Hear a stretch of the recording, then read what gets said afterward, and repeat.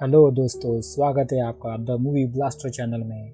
आज हम समझेंगे टर्मिनेटर साल्वेशन मूवी की पूरी कहानी। टर्मिनेटर सीरीज की यह चौथी मूवी है जो 2009 में रिलीज़ हुई थी। फिल्म की शुरुआत दिखाई गई है 2003 में, जहां एक साइंटिस्ट मार्कस से मिलने जेल आती है। वो चाहती है मार्कस अपना शरीर मौत के बाद किसी नेक काम के लिए डोनेट करे। इससे मार्कस को जीने का एक और मौका मिलेगा। मार्कस कहता है, मेरी वजह से 2 पुलिस वाले और मेरा भाई मारा गया है। मेरे लिए मौत की सज़ा ही सही है। मुझे कोई और मौका नहीं चाहिए। साइंटिस्ट कहती है, तुमने जो किया वो अतीत था, लेकिन तुम भविष्य के लिए जो करोगे वो सारी मानवता के लिए होगा।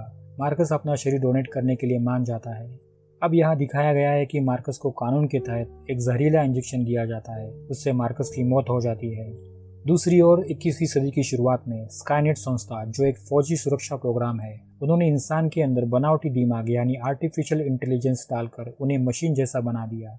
मानव जाति को अपना दुश्मन मानकर स्काईनेट ने उन पर न्यूक्लियर फायर से हमला किया। इस हमले में जो जिंदा बचे उन्होंने इसे जजमेंट डे यानी कयामत के दिन का करार दिया, लेकिन उन्हें एक नए खौफनाक सच का सामना करना पड़ा था, जो थी मशीन के खिलाफ की जंग। इंसानों को ढूंढ ढूंढ कर उनका विनाश करने के लिए स्काईनेट ने कई टर्मिनेटर बनाए।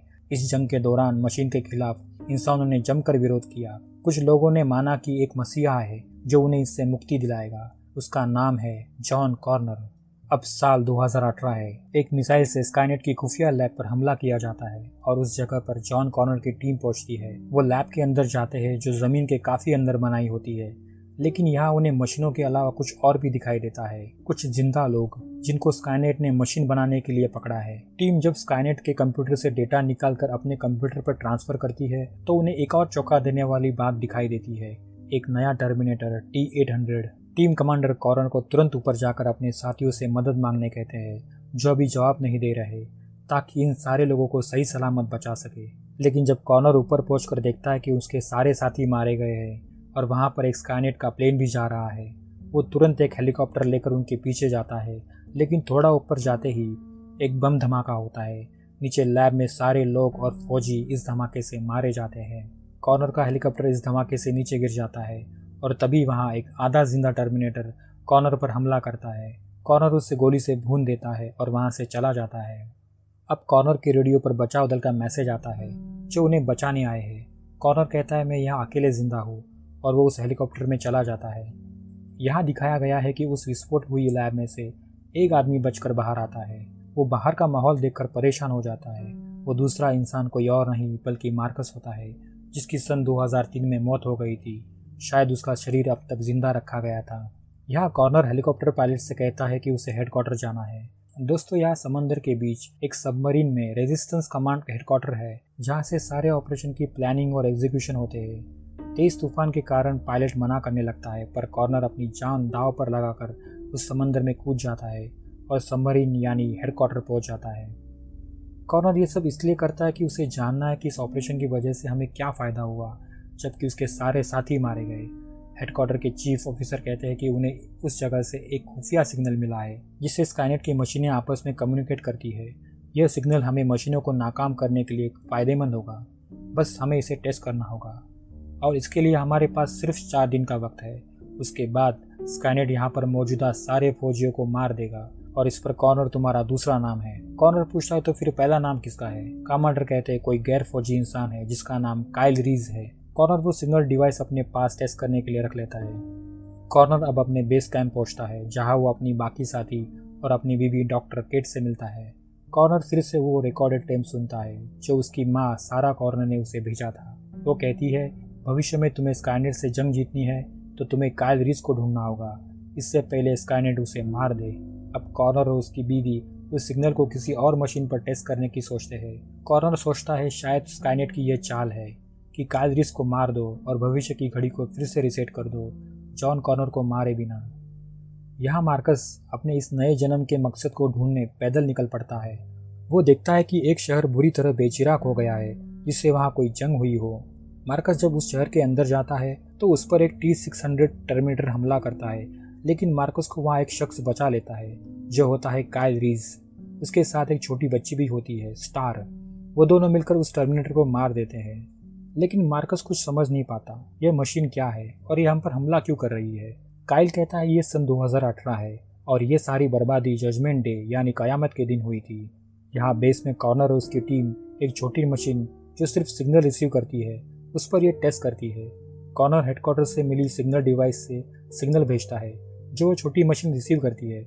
कॉर्नर अब इस डिवाइस को बड़े पैमाने में इस्तेमाल करने की सोचता है और उस छोटी मशीन को नष्ट करने कहता है। अब रात हो चुकी है। मार्कस, काइल और छोटी बच्ची स्टार साथ में होते हैं।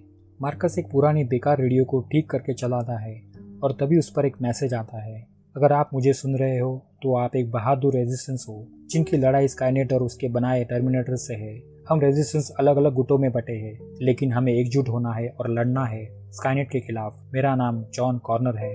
अगली सुबह मार्कस एक पुरानी कार खोजता है और उसे ठीक करके उत्तर की ओर जाने की सोचता है। काइल कहता है कि उत्तर में स्काईनेट का ठिकाना है और वहाँ बहुत खतरा है। इस बीच कार की म्यूजिक शुरू हो जाती है। उसकी फ्रीक्वेंसी कैच करके वहाँ एक टर्मिनेटर जासूसी जहाज आ जाता है। काइल, स्टार और मार्कस तुरंत कार में बैठकर निकलते हैं लेकिन वो जहाज उनका पीछा करने लगता है और वो काइल के फेस को स्कैन करके उसका रिकॉर्ड स्काईनेट को भेजता है। तभी मार्कस कार में एक टूल किट लेकर उस जहाज पर फेंकता है और वो जहाज वहीं गिर जाता है। यहाँ कॉर्नर को सैटेलाइट पर लॉस एंजलिस से दुश्मनों की कुछ हरकतें दिखाई देती है। वो अपने 2 फाइटर प्लेन्स को वहाँ भेजने कहता है। मार्कस और काइल अब कार लेकर एक पेट्रोल पंप पहुँचते हैं लेकिन वहाँ पर मौजूद रेजिस्टेंस उन्हें मदद करने से मना करते हैं। वो टर्मिनेटर से नहीं लड़ना चाहते। फिर भी वहाँ पर मौजूद एक बूढ़ी औरत स्टार और काइल को कुछ खाना देती है जो बाकी साथियों को पसंद नहीं आता। इसी दौरान वहाँ पर एक बड़ा टर्मिनेटर आता है और वो बूढ़ी औरत और एक आदमी को उठा लेता है। सारे लोग जान बचाकर भागने लगते हैं। कुछ लोग एक कार और वैन में बैठकर भागने लगते हैं। अब मार्कस एक टोलिंग वैन को लेकर भागने की सोचता है लेकिन वो टर्मिनेटर कार और वैन को मिसाइल से उड़ा देता है जो पहले भागे थे। मार्कस देखता है कि एक पेट्रोल कंटेनर उस वैन से जुड़ा है। वो वैन को रिवर्स में लेकर कंटेनर को टर्मिनेटर से ठोक देता है। काइल उस कंटेनर पर गोली चलाता है लेकिन वो कंटेनर ब्लास्ट नहीं होता। तभी स्टार मार्कस को एक फायर स्टिक देती है। मार्कस उसे नीचे गिरी पेट्रोल में डाल देता है। वो पूरी पेट्रोल पंप को उस टर्मिनेटर से ब्लास्ट कर देता है। काइल खुश हो जाता है और वो वैन लेकर आगे निकलते हैं लेकिन वो टर्मिनेटर उस ब्लास्ट से आसानी से बाहर आता है और उनके पीछे 2 मोटर टर्मिनेटर भेजता है जो उनकी वैन का पीछा करते हैं। यहाँ मार्कस वैन ड्राइव कर रहा है और काइल उन मोटर टर्मिनेटर को निशाना बनाता है। वो दोनों बहुत तेज़ और चालाक मशीनें होती है। काइल इस बार एक टर्मिनेटर को सही निशाना लगाता है और वो टर्मिनेटर मारा जाता है लेकिन दूसरे को मारना बहुत मुश्किल पड़ता है। मार्कस वैन में लगी हुक को नीचे गिराने कहता है जिससे पीछे पड़ी मोटर टर्मिनेटर फंस जाती है। वैन उसे खींच कर ले जाती है और वो लोग एक ब्रिज पर पहुंचते हैं और तभी वैन के सामने एक टर्मिनेटर जहाज आता है। मार्कस इमरजेंसी ब्रेक लगाता है और वो मोटर टर्मिनेटर जाकर उस जहाज पर पटकता है। यहाँ मार्कस भी वैन का कंट्रोल खो देता है जिससे काइल और स्टार ब्रिज से नीचे गिर जाते हैं लेकिन नीचे उन दोनों को टर्मिनेटर कैच कर लेता है और उस जहाज में डाल देता है जिसमें पहले से काफ़ी लोग कैद हुए होते हैं। यह देखकर मार्कस भी उस जहाज पर कूद जाता है। वो उन दोनों को बचाने की कोशिश करता है लेकिन वहाँ मौजूद फाइटर टर्मिनेटर जो जहाज से निकलते हैं और मार्कस को दबोच लेते हैं। इसी दौरान वो 2 फाइटर प्लेन जो कॉर्नर में भेजे थे यहाँ पर चल रही हड़बड़ी देखकर वहाँ पहुँचते हैं और उस फाइटर टर्मिनेटर को भून देते हैं। मार्कस इससे नीचे रिवर में गिर जाता है। अब वो दोनों फाइटर प्लेन बड़े जहाज को निशाना बनाते हैं लेकिन इससे पहले जहाज से एक और फाइटर टर्मिनेटर बाहर आता है और उनके पीछे पड़ता है। वो एक प्लेन को फायर करके गिरा देता है। कॉर्नर और उसकी टीम यह सब सैटेलाइट में देखते रहते हैं। वो सोचते हैं कि यह जहाज यहाँ किसी खास मकसद से आया है जो पहले ऐसे नहीं हुआ। कॉर्नर तुरंत दूसरे प्लेन को रेडियो कांटेक्ट करता है और उसे उस प्लेन से निकलने कहता है। यहाँ पायलट एक लड़की होती है। वो प्लेन ब्लास्ट होने से पहले प्लेन से बाहर निकलती है। अब यहाँ मार्कस अकेला है और दूसरी ओर काइल और स्टार स्काईनेट के कब्जे में है। वो उन्हें ढूंढने निकल पड़ता है। रास्ते में उसे वही पायलट फंसी हुई दिखती है। वो उसकी मदद करता है। उस लड़की का नाम ब्लेयर विलियम्स होता है। मार्कस उससे पूछता है कि वो जहाज कहाँ गया, उसे उसके पीछे जाना है। ब्लेयर कहती है अगर तुम मशीनों से नफरत करते हो तो तुम्हें मेरे साथ हेडक्वार्टर चलना चाहिए। कॉर्नर तुम्हारी ज़रूर मदद करेगा। अब मार्कस ब्लेयर के साथ निकल पड़ता है। रास्ते में वो एक जगह रुकते हैं जहाँ मार्कस कुछ दवाई लेने के लिए दूर जाता है और ब्लेयर यहाँ अकेली होती है। तभी वहाँ पर कुछ लोग आते हैं जो ब्लेयर से बदतमीजी करते हैं और उस पर ज़बरदस्ती करने की कोशिश करते हैं। तभी मार्कस आकर उनकी खूब धुलाई करता है। ब्लेयर कहती है मुझे लगा था कि यहाँ सिर्फ मशीनें इंसान की दुश्मन हैं पर तुम लोग तो उससे बदतर हो। यहाँ ब्लेयर मार्कस को अच्छा इंसान मानती है और उसके और नज़दीक आती है। यहाँ कॉर्नर और उसका साथी बार्नेस सुनसान पहाड़ियों में उस सिग्नल डिवाइस को टेस्ट करने पहुँचते हैं। इस बार वो इसे बड़े मशीन पर टेस्ट करने की सोचते हैं, इसलिए वो कुछ कार्स को धमाके से उड़ाते हैं जिससे मशीन्स यहाँ पर आ पहुँचे। वो नज़दीकी चट्टान पर छुप जाते हैं। जैसे ही धमाका होता है, कुछ ही देर में उस जगह हंटर किलर जहाज आ जाते हैं। तभी कॉर्नर उस सिग्नल डिवाइस को ऑन करता है, जिससे जहाज का ध्यान उसकी तरफ पहुंचता है। जैसे ही वो नज़दीक आता है, वो उसकी आवाज़ और तेज़ कर देता है और काफ़ी नज़दीक आने पर वो जहाज गिर जाता है। कॉर्नर उस जहाज को मिसाइल से उड़ा देता है। कॉर्नर और बार्नेस खुश हो जाते हैं। अब कॉर्नर ये खबर हेडक्वार्टर्स को देता है कि ये सिग्नल डिवाइस सच में मशीनों पर असरदार है। अब हम स्काईनेट से जंग के लिए तैयार हैं। हेडक्वार्टर से जनरल कहते हैं कि ये तो बहुत अच्छी बात है। अब हम कल 4 बजे स्काईनेट के सारे नेटवर्क्स पर हमला करेंगे और तुम्हारी टीम स्काईनेट के हेडक्वार्टर्स पर हमला करेगी। कॉर्नर कहता है स्काईनेट हेडक्वार्टर्स बंदियों से भरा पड़ा है, उनको छुड़ाने के लिए कुछ सोचा है। जनरल कहते हैं हम उन्हें बचा नहीं सकते, ये एक जंग है और अगर तुम्हें लीडर बनना है तो इसकी कीमत चुकानी पड़ेगी। कॉर्नर इस बात से सहमत नहीं होता। मार्कस और ब्लेयर अब कॉर्नर की बेस कैंप पहुंचते हैं, लेकिन यहाँ बाहर मशीनों से बचने के लिए बहुत सारे माइंस लगाए होते हैं, जिससे कोई मशीन आते ही ब्लास्ट हो जाएगी। ब्लेयर आगे निकलती है, मार्कस उसके पीछे रहता है और तभी एक बम मार्कस के पैर पर आकर चिपकता है और ब्लास्ट हो जाता है। मार्कस उछलकर गिर जाता है। मार्कस बुरी तरह घायल हो जाता है और उसे तुरंत अस्पताल ले जाते हैं। डॉक्टर केट कॉर्नर उस पर तुरंत इलाज शुरू करती है। वो जब उसकी हार्ट बीट चेक करने के लिए उसकी शर्ट निकालती है तो वहाँ मौजूद सारे लोग उसे देखकर चौंक जाते हैं। मार्कस को तुरंत बेहोश किया जाता है और उसे बांध कर लटका दिया जाता है। दोस्तों, ये फिल्म का बेहतरीन सीन है जहाँ कॉर्नर और मार्कस आमने सामने हैं। कॉर्नर डॉक्टर केट से पूछता है ये क्या है, इंसान या मशीन?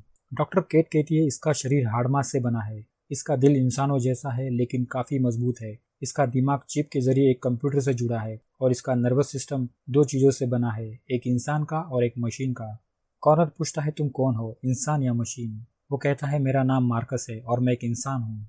कॉर्नर उसकी जंजीरें थोड़ी खोल देता है और जब मार्कस खुद के शरीर को देखता है तो वो दंग रह जाता है और जोर से चिल्लाने लगता है। मार्कस ना इंसान है ना मशीन, वो उस खोज का हिस्सा है जिसे उसने मरने से पहले अपना शरीर डोनेट किया था। मार्कस कॉर्नर को समझाता है कि वो पैदा हुआ था 1975 में और वो कॉर्नर को पिछले 2 दिन से जानता है, जब उसने उसकी आवाज़ रेडियो पर सुनी थी। वो कॉर्नर को यह भी बताता है कि काइल रीज इस वक्त स्काईनेट के कब्जे में है, लेकिन कॉर्नर उस पर यकीन नहीं करता क्योंकि वो एक मशीन है। ब्लेयर डॉक्टर केट से कहती है कि मार्कस एक इंसान है क्योंकि उसने मेरी जान बचाई थी। डॉक्टर केट कहती है उसने तुम्हें बचाया क्योंकि वो यहाँ तक पहुँचना चाहता था, हम सबको मारने के लिए। अब उसके शरीर के सारे पुर्जे अलग कर दिए जाएंगे जिससे हमें स्काईनेट के बारे में और जान सकेंगे। लेकिन कॉर्नर यहाँ परेशान है काइल रीज को लेकर, क्योंकि वो स्काईनेट के कब्जे में है और उनके लोग स्काईनेट पर कल हमला करने वाले हैं। दूसरी ओर ये इंसान जैसी मशीन, शायद वो दुश्मनों को अब तक समझ नहीं पाया। ब्लेयर को मार्कस की बातों पर यकीन है और इसी यकीन के साथ वो चुपके से मार्कस की जंजीरें खोल देती है और वो दोनों यहाँ से भागने लगते हैं। लेकिन बार्नेस उन्हें देख लेता है और उन पर मिसाइल दाग देता है। मार्कस किसी तरह ब्लेयर को बचाकर कैंप के बाहर लाता है। अब वो दोनों बेस से बाहर जाने के लिए दौड़ते हैं, लेकिन उन पर चारों तरफ से गोलीबारी होती है। मार्कस पर गोलियों का असर नहीं होता, पर ब्लेयर ज़्यादा दूर नहीं भाग सकती। वो मार्कस को वहाँ से भागने कहती है और खुद पकड़ी जाती है। अब मार्कस के पीछे कॉर्नर है जो हेलीकॉप्टर से उस पर गोलीबारी करता है। वो नीचे बहुत सारे बम धमाके करता है, पर मार्कस कहीं गायब हो जाता है। वो लोग हेलीकॉप्टर से नीचे एक रिवर में देखते हैं कहीं वो पानी के अंदर तो नहीं छुपा, और तभी अचानक पानी में से छोटी टर्मिनेटर मशीनें उस हेलीकॉप्टर पर हमला करती है। यहाँ सारे साथी मारे जाते हैं और अब कॉर्नर के पास की भी गोलियां खत्म हो जाती है। उस पर एक मशीन हमला करने वाली होती है। तभी मार्कस पानी में से बाहर आता है और उस मशीन को मार देता है। अब कॉर्नर मार्कस को मारने जैसे ही आगे बढ़ता है, तभी मार्कस कहता है कि मुझे गौर से देखो, मैं ही तुम्हारी आखिरी उम्मीद हूँ। मैं तुम्हें काइल रीज तक पहुंचा सकता हूँ जो अब स्काईनेट के कब्जे में है, और मुझे भी जानना है कि मेरी ये हालत किसने की है, तो अब फैसला तुम्हारे हाथ है। कॉर्नर के पास और कोई रास्ता नहीं है। वो उसे एक डिवाइस देता है और कहता है कि मैं तुम्हारे मैसेज का इंतजार करूंगा। अगले दिन सुबह कॉर्नर को हेडक्वार्टर से संदेश आता है। जनरल पूछते हैं क्या तुम्हारी टीम हमले के लिए तैयार है? कॉर्नर कहता है हमें ये हमला अभी रोकना चाहिए, मेरे पास एक मौका है स्काईनेट से बंदियों को छुड़ाने का। जनरल कहते हैं हमारे सारे फौजी तैयार है और अब यह वक्त नहीं है बंदियों को छुड़ाने का। कॉर्नर अब गुस्से से कहता है कि वहाँ काइल रीज है जो हमारे अतीत और भविष्य की कड़ी है। चाहे कुछ भी हो जाए, हम इस वक्त हमला नहीं करेंगे। जनरल अब ऑर्डर देते हैं कि अब तुम हमारे विरोधी दल का हिस्सा नहीं हो, तुम्हें इस पोस्ट से हम बर्खास्त करते हैं। कॉर्नर की टीम कहती है हमने जनरल की आखिरी बात नहीं सुनी। वो कॉर्नर का साथ देते हैं। कॉर्नर को अभी हमला रोकना है, इसके लिए वो रेडियो पर सारे विरोधी दल रेजिस्टेंस को मैसेज देता है। वो कहता है कि आज रात हेडक्वार्टर्स उन्हें स्काईनेट पर हमला करने कहेगा, लेकिन आप ऐसा ना करें। हेडक्वार्टर्स चाहती है हम मशीनों जैसे लड़े, बिना जज्बात के, तो फिर मशीनों और हम में क्या फ़र्क होगा और हम ये जंग जीत कर भी क्या हासिल कर लेंगे। आप मुझे इंसानियत को बचाने के लिए कल सुबह तक का वक्त दे। मैं हूँ जॉन कॉर्नर। कॉर्नर अब के अकेला स्काईनेट के लिए निकलता है और रास्ते में कॉर्नर एक मोटर टर्मिनेटर को पकड़ता है। उसके ब्रेन चिप को ओवरराइड करके उस बाइक पर बैठता है और स्काईनेट की ओर निकलता है। यहाँ दूसरी ओर मार्कस भी स्काईनेट की नॉर्थ गेट पर पहुंचता है। वो मशीनों के सामने जाकर खड़ा हो जाता है, जो उसे स्कैन करती है और मशीन समझकर छोड़ देती है। मार्कस को अब गहरा विश्वास हो गया है कि वो एक मशीन है। वो पहले लैब पहुंचकर कंप्यूटर से काइल रीज और बाकी बंदियों की इन्फॉर्मेशन ढूंढकर कॉर्नर को भेजता है। कॉर्नर ने जो डिवाइस मार्कस को दी थी उसकी मदद से कॉर्नर वही दिशा में स्काईनेट की ओर पहुंचता है। वो उस हैक किए मोटर टर्मिनेटर के जरिए गेट को स्कैन करता है और आगे बढ़ते रहता है। अब कॉर्नर को अंदर जाते ही काफ़ी बंदी मिलते हैं। वो उन्हें छुड़वा कर बाहर खड़ी जहाज में जाकर बैठने कहता है और कायरिस को पुकारते हुए खोजने लगता है। अब मार्कस यहाँ कंप्यूटर में से और इन्फॉर्मेशन ढूंढता है। वो जानना चाहता है कि उसकी मौत के बाद क्या हुआ था और तभी उसके सामने एक डरावना सच आता है और वो बेहोश हो जाता है। जैसे ही वो आंखें खोलता है तो वो देखता है कि उसके सारे घाव ठीक हो गए हैं और वो पहले जैसा हो गया है। और तभी उसके सामने स्क्रीन पर वही साइंटिस्ट आती है जो सन 2003 में उसके मौत के वक्त उसे अपना शरीर डोनेट करवाने आई थी। वो कहती है, हम जानते थे तुम यहाँ ज़रूर आओगे, हमने तुम्हें ऐसे ही प्रोग्राम किया था। मार्कस कहता है, मैं क्या हूँ? वो कहती है, तुम एक इंसान के रूप में मशीन हो जो स्काईनेट की आज तक की बेहतरीन खोज है। मार्कस कहता है, पर तुम तो मर चुकी हो। और फिर स्क्रीन पर अलग अलग चेहरों और आवाज़ों में एक ही मकसद सुनाई देती है, हम रूप और आवाज़ बदल सकते हैं क्योंकि हम प्रोग्राम मशीनें हैं, लेकिन जो तुमने कर दिखाया वो स्काईनेट ने साल में नहीं कर पाया। तुम इंसानों के बीच पहुंचकर हमारा मकसद पूरा कर सकते हो, जैसे तुमने हमें काइल रीज और कॉर्नर को यहाँ लाने में मदद की। तुम सच में हमारी अब तक की बेहतरीन खोज हो। यहाँ समंदर से हेडक्वार्टर सिग्नल भेजते हैं और सारे विरोधी दल से हमला करने के ऑर्डर्स देता है, पर जवाब में सारे दल मना करते हैं कि वो कॉर्नर के ऑर्डर्स का इंतजार करेंगे। और तभी हेडक्वार्टर से भेजी हुई सिग्नल स्काईनेट के जहाज सुन लेते हैं और समंदर पर उसी जगह पर मिसाइल दाग देते हैं। इससे हेडक्वार्टर्स की सबमरीन ब्लास्ट हो जाती है और सारे आला अफसर मारे जाते हैं। यह कॉर्नर काइल को खोजते हुए आगे बढ़ता है और तभी उसके सामने सबसे पहला टर्मिनेटर आता है, जो है अर्नोल्ड द ट्रू टर्मिनेटर। अब कॉर्नर से उसकी भिड़ंत होती है। वो कॉर्नर पर भारी पड़ता है और इसी दौरान कॉर्नर के सामने काइल रीज आता है। वो उसे अपने साथ रहने कहता है और वो दोनों किसी तरह उस चैम्बर से भाग जाते हैं। लेकिन वो जहाँ पहुँचते हैं वो जगह T-800 टर्मिनेटर से भरी पड़ी है। वहाँ पर उनके पुर्जे को असेंबल किया जाता है। उन्हें वहाँ न्यूक्लियर सेल्स भी दिखाई देते हैं जो टर्मिनल्स में फ्यूल सेल्स का काम करते हैं, और वो सेल्स काफ़ी है पूरी स्काईनेट को ब्लास्ट करने के लिए। यहाँ मार्कस को यह मंजूर नहीं कि वो एक मशीन बनकर जिए।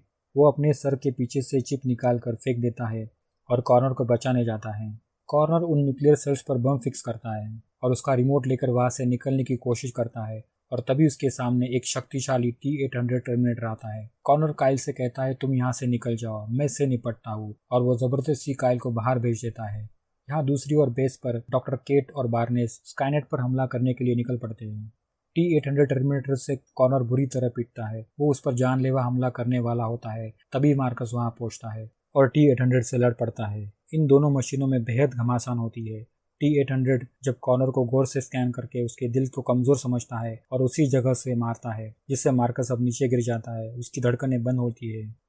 कॉर्नर मौका देखते ही उस T-800 पर गर्म लावा गिरा देता है। फिर भी T-800 कॉर्नर की तरफ आता है। वो ऊपर गैस की पाइपलाइन को गोली से उड़ाता है, जिससे T-800 अब फ्रीज हो जाता है। कॉर्नर दौड़कर मार्कस के पास जाता है और उसे जगाने की कोशिश करता है। वो पास पड़ी इलेक्ट्रिक वायर से उसकी बॉडी को शॉक देता है और मार्कस की धड़कनें फिर से शुरू हो जाती है। लेकिन यहाँ T-800 फिर से एक्टिव हो जाता है और एक रॉड पीछे से कॉर्नर के सीने में घुसा देता है। कॉर्नर वही गिर जाता है। मार्कस तुरंत वो रॉड निकालकर T-800 के सिर में घुसा देता है और उसके सिर को शरीर से अलग कर देता है। वो फौरन कॉर्नर को उठाकर बाहर निकलता है। यहाँ डॉक्टर केट और उसके साथी बंदियों को सुरक्षित रूप से हेलीकॉप्टर ले जाने के लिए तैयार है, पर वो कॉर्नर को ढूंढ नहीं पाते। यहाँ काइल रीज और स्टार भी बाहर आ चुके हैं। तभी मार्कस और बार्नेस मिलकर कॉर्नर को लेकर आते हैं, जो बहुत बुरी तरह से घायल है। उसे हेलीकॉप्टर में डालकर नज़दीकी मेडिकल बेस ले जाने की सोचते हैं। जैसे ही वो स्काईनेट के ऊपर से फ्लाई करते हैं, तभी स्टार वो बम का रिमोट कॉर्नर के हाथ में देती है, जो उसने अपने पास रखा होता है। कॉर्नर उस रिमोट का स्विच ऑन करता है और न्यूक्लियर सेल्स में लगे बम ब्लास्ट हो जाते हैं। इससे सारा स्काईनेट का हेडक्वार्टर ब्लास्ट हो जाता है। अगली सुबह कॉर्नर पर ऑपरेशन किया जाता है, लेकिन उसके दिल पर लगी जख्म से उसके बचने के आसार कम होते हैं। कॉर्नर काइल रीज को अपने पास बुलाकर उसे अपनी रेजिस्टेंस बैंड वाली जैकेट देता है। मार्कस आगे बढ़कर डॉक्टर केट से कहता है, तुम कॉर्नर के दिल में मेरा हार्ट प्लांट कर दो जिससे उसकी जान बच जाएगी। ब्लेयर कहती है, तुम ऐसा क्यों कर रहे हो? मार्कस कहता है, जिंदगी हर किसी को दूसरा मौका नहीं देती, लेकिन मुझे यह मौका मिला है। यहाँ मार्कस के दिल को कॉर्नर के शरीर में इम्प्लांट किया जाता है और कॉर्नर को एक नई जिंदगी मिलती है और मार्कस जैसा इंसान हमेशा के लिए मौत की गोद में सो जाता है। कुछ दिनों बाद कॉर्नर का रेडियो पर संदेश आता है, हमने स्काईनेट के खिलाफ की यह जंग जीत ली है, लेकिन अभी मशीनों के खिलाफ की जंग जारी है जो पूरे देश भर में फैली है और हमें इससे लड़ना है इंसानियत के लिए। मैं हूँ जॉन कॉर्नर। दोस्तों, आपको हमारा वीडियो कैसे लगा हमें कमेंट बॉक्स में ज़रूर बताइए और हमारे चैनल को लाइक और सब्सक्राइब ज़रूर करें।